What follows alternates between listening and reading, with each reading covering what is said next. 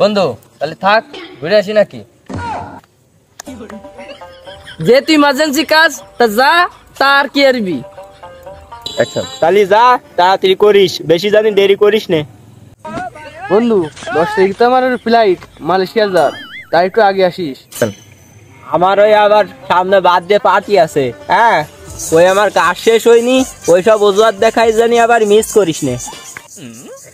বন্ধু আমার বিয়ের আগে আসতে পারবেনি তো, নাকি ডেট পিছাই দেবো? ও কনে যাচ্ছে নাকি?